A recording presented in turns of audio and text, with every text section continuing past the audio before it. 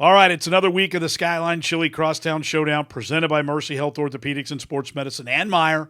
Showdown 25. It's time for a coach conversation. How about that? With longtime coach, good friend, now at Lakota West, Tom Bolden. Tom, how are we doing today? I'm good, brother. How are you? It's always good to see you. Good to see you as well. And you ought to be good, right? So let me figure this out from Friday night. It's always good to lead at the very end, even if you only lead for 21 seconds, right? I mean, that had to be a crazy game on Friday night. It was wild. I had, a lot of people obviously texting me congrats and all that kind of stuff.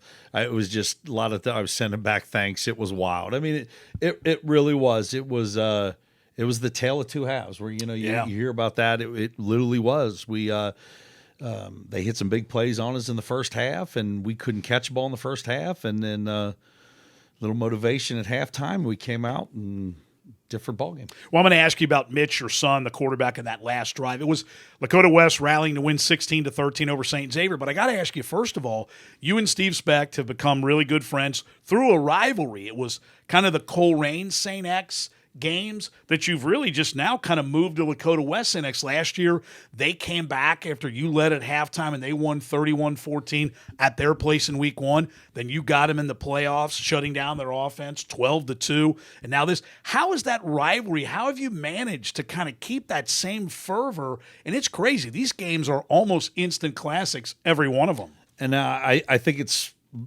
big part of is our relationship, that he and I were able to keep this going, because I reached out to him when I got the job here and knew that we needed to find week one. And he was the first person I reached out to, because I thought, man, how great with this. I enjoy those games. I enjoy that St. X student section going nuts and all the people that they bring and the way Steve coaches his team and how hard his kids play and how disciplined they are, and playing against a great team like that year in and year out. It's to me, it's what it's all about. Well, you brought up something I want to ask you about, because obviously in 25 years of the Crosstown Showdown, way back, it was much more difficult because we really, I was kind of responsible, if you will, for working with coaches and teams on getting games.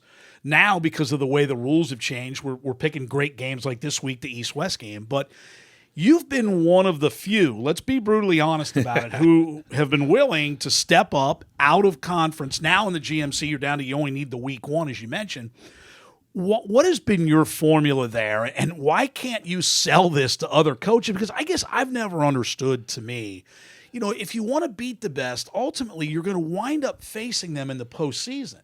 So to me, I've had coaches say, well, we're 14 points down before we – well, you got to fix that, brother. That's a mindset to me. Am I off base there? No, you're right. No, it is. I mean, I remember my first game as a head coach in 2007 – a freshman named Braxton Miller came out on the field against a good Wayne team that I played against. My second game was against Hoover, Alabama, via the MTV fame that looked like an Alabama or a national all-star team.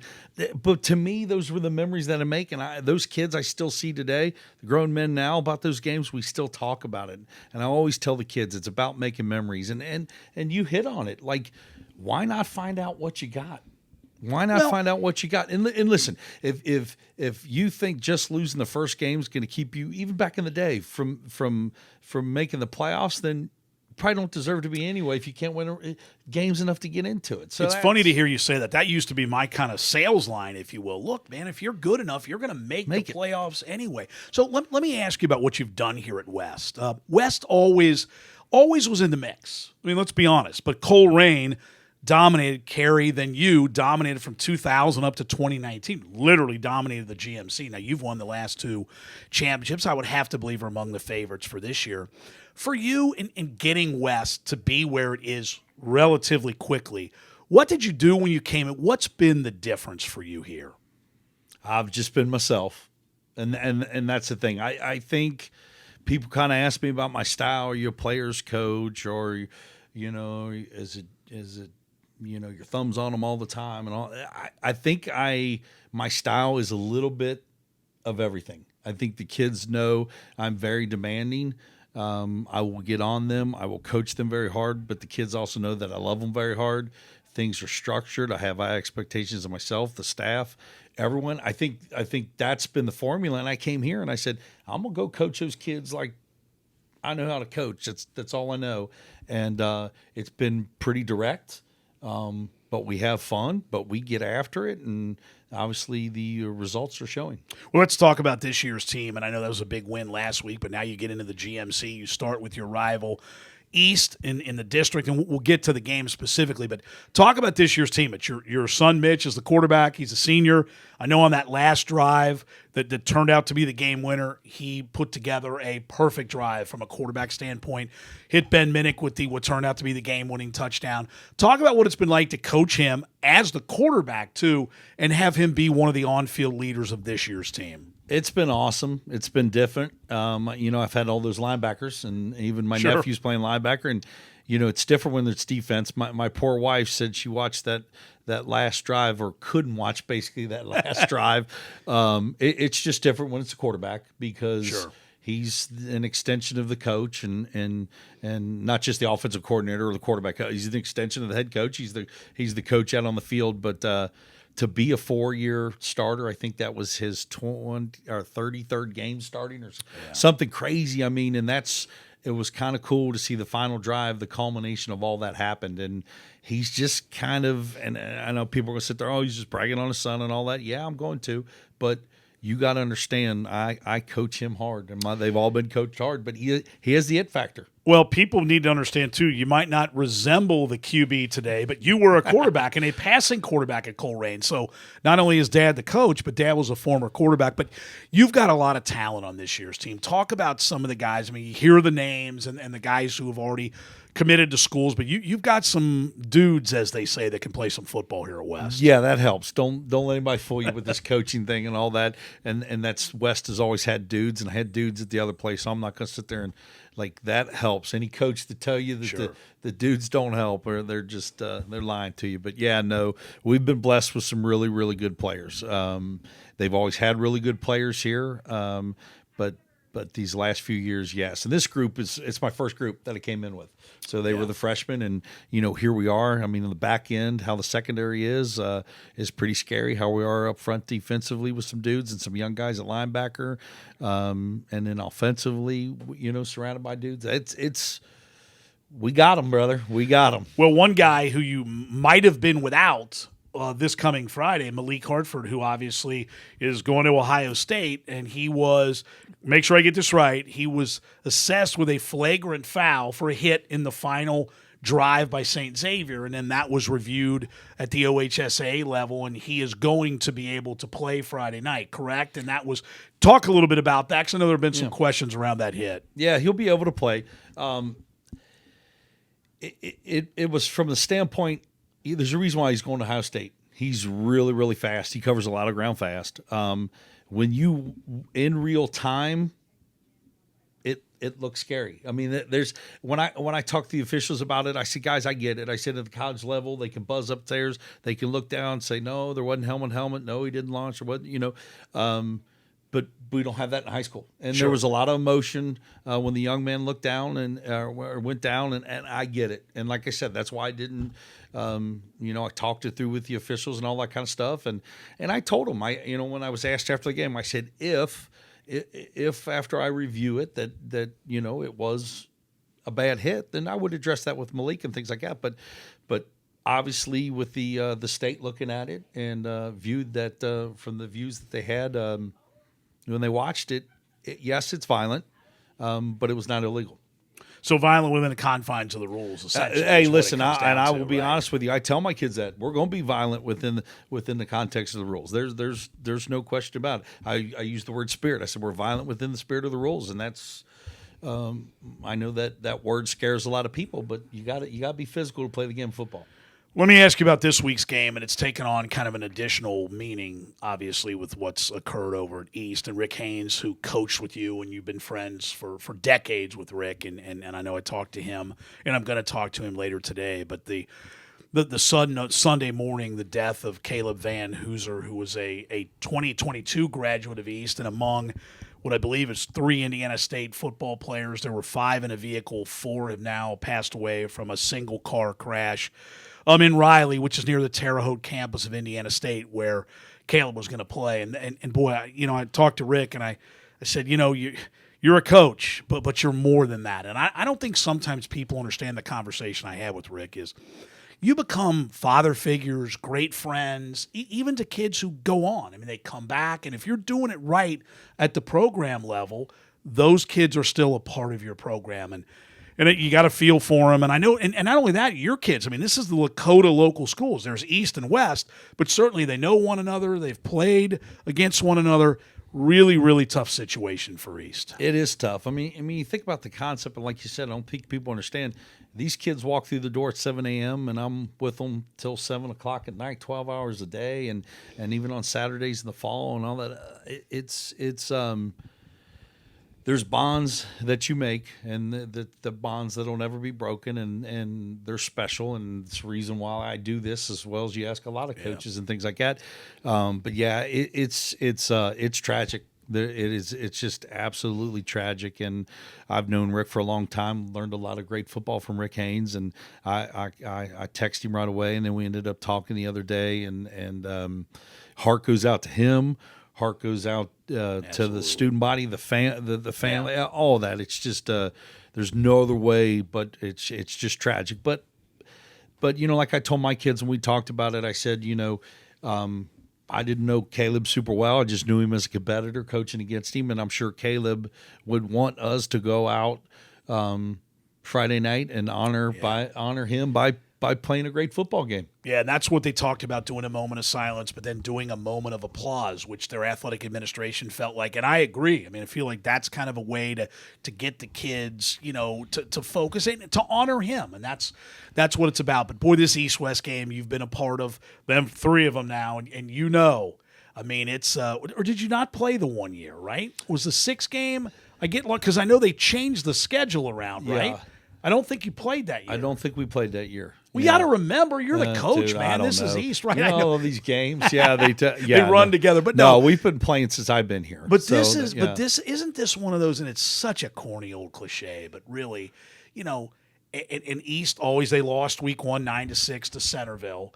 But this is one of those where no matter whether you're East or West, record out the window. That's what I was trying to avoid. But yes, you no, said it's cliche. Right. It is though, but it is. Right. It is. That's why I told the kids, and not so much I didn't use it but I told them, I said, guys, forget the records, forget us having the big win, and all that other kind of stuff. I said these are rivalry games, man. They're just different because emotion. Plays and with momentum and all that, and it's going to be an emotional game. There's going to be momentum swings and things like that. So yeah, it's we're going to have to start fast. We're going to have to start fast offensively. We're going to have to be disciplined on defense and play fast and hopefully get through that emotional wave of a rivalry game. Got 3 more questions for you. I'm going to ask you one about the Skyline Chile Crosstown Showdown, which you've been a part of as an assistant coach, as a head coach, Coleraine West. 25 years is a long time. Long time, man. Boy, and I'll tell you what, when I look back at some of these games and some of these players, we were trying to cut down. There's been 300. Well, there's now been 322 games. No, 312 in 24 plus years. Trying to find the top 10, top 11, whatever. It's tough, man. It's tough. I mean, there have been so many great players, so many games. But I, for me, I really think this is some of the best high school football anywhere. Week in, week out. I know there's 5 stars in California and Florida and Texas. I get all that. But I still think week in and week out, this is some of the best. I try to explain it to people as, like you said, in Texas, in California and Florida, there are a lot of great players and a lot of great teams. But in terms of like a collection of teams and talent this good that are just miles apart. Yeah. I can remember for years when I was at Coleraine, Coleraine, St. X, and Elder were all nationally ranked in the top 15. Right, I remember that. You're right. And less than 20 miles apart. Right. Well, and the other piece too is these are real high schools. Yes. I'm sorry, I'm not buying in. No virtual academies. No, and everything none of else. that stuff. And just where I've been contacted for years, especially when the ESPN comes into town, about having some of those teams. I'm like, no. Yeah. That's not high school football to me. I mean, if you and no student bodies, if you want to go, and if you have a son or a daughter who wants to go to an academy, that's your prerogative, certainly. Yeah, but that doesn't mean that we have to celebrate that. I'm not going to do that. But Southwest Ohio, this game, what this does, what you've done for 25 years to be able to gather this talent. I mean, it's special. There's been nothing like it in the United States.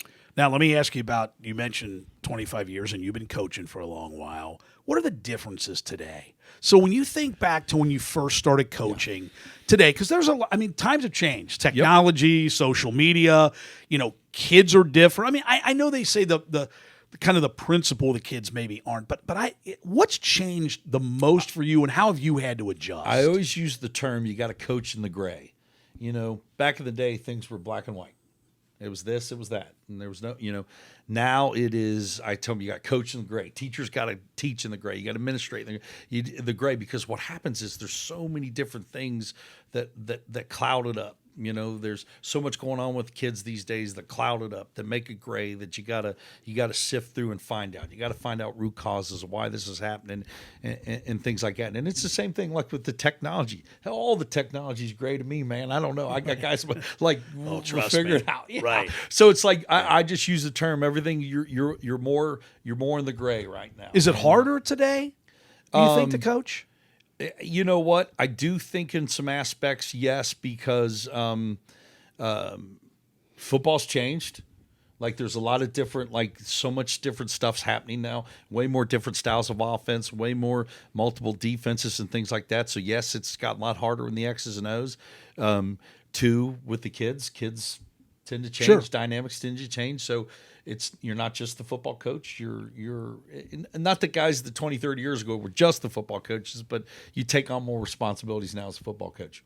Final question for you, and it's about your coaching career and what you've managed to do. And you've got years left, obviously. I'm glad you warned me about this question. I'm just saying. You're gray, and somebody might say, how many more years left can you really have, right? But you've got good years left, and I remember back when Kerry Combs left Colerain and you took over. I mean, I can remember. I'm a Colerain alum, and I remember people going, okay, just give it a couple years, and world's ending. And you really kept playing, in some ways, more difficult schedules. Sorry, but true. And you ascended. Your record, you won every GMC championship. Look what you've done here in a couple short years at Lakota West. Somebody might say the only thing Bolden hasn't done is win it all, is win a state championship. Now, Colerain won one. A lot of great years. They won one. It's not easy to win a state championship. Is that something for you? Does that bother you? Do you think about that? Is that, I've had coaches tell me, damn it, I'm going until I get one. But is that, where do you come in on that? It bothers me to my core, and that's the competitor in me and things like that. Had some really good teams where we were really close in 2018. Oh yeah, you didn't work out. Right. It's just people don't understand. There's a lot that comes to it that it's not just the players. It's not just you got to get lucky. You got to stay healthy. Oh, you do. You think about it. I try to explain to people. There's you're talking O&D, take away some two-way starters and things like that. But you got 22 moving parts, 11 on O, 11 on D. Then you got your special teams. And there's a lot of moving parts. And if one of those moving parts break down, the basketball world, and I love basketball, but no disrespect. There's only 5 out there on a basketball court. There's a lot more moving parts with the football. So you got to get lucky. You got to stay healthy.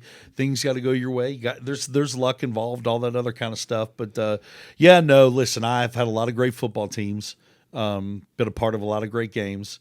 I don't think if I don't ever win one, I don't think that defines me. No, it doesn't. But it doesn't. But I would also, it'll bother me, brother. It'll bother me. I know you well enough to know that. But you left out one thing too. You got to look at when you've lost. You got to look at who you're playing. Well, that's it's not how often have you gone at the end of a game? Maybe you felt we should have won that game. We could have won that game, but you can't look at the other team and ever say that team was inferior. And that's the problem with a lot of people don't understand too. There's a lot of you may have a team of the year that it could have been the year before, the year after, or 2 other years. That team could have won it. But sometimes there's teams that are better. It's amazing how that. It's amazing how that works. Amazing how that works, and I don't think that's what people understand. And that's sometimes fan bases don't understand that, and people get. But it happens. There's other really good teams out there. So now here's a closing thought.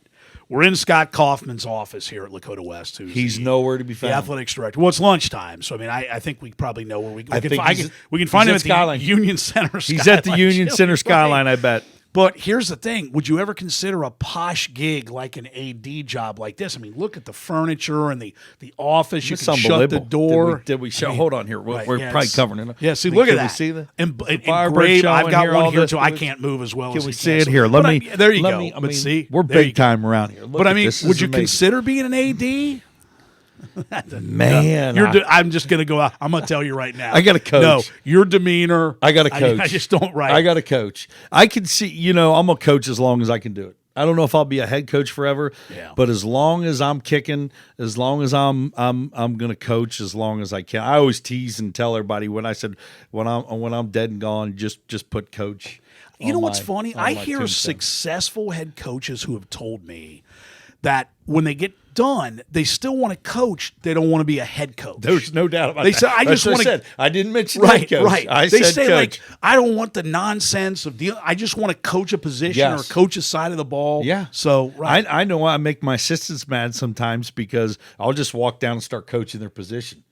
And I know they get upset with me, but that's okay. I can do that. Right? You can, right. Being the big now sombrero, you can, right. Being you the can big now, sombrero, right. I could do that. You can. At some point, I'm going to step back. What I would love to do is probably someday coach for a former player of mine.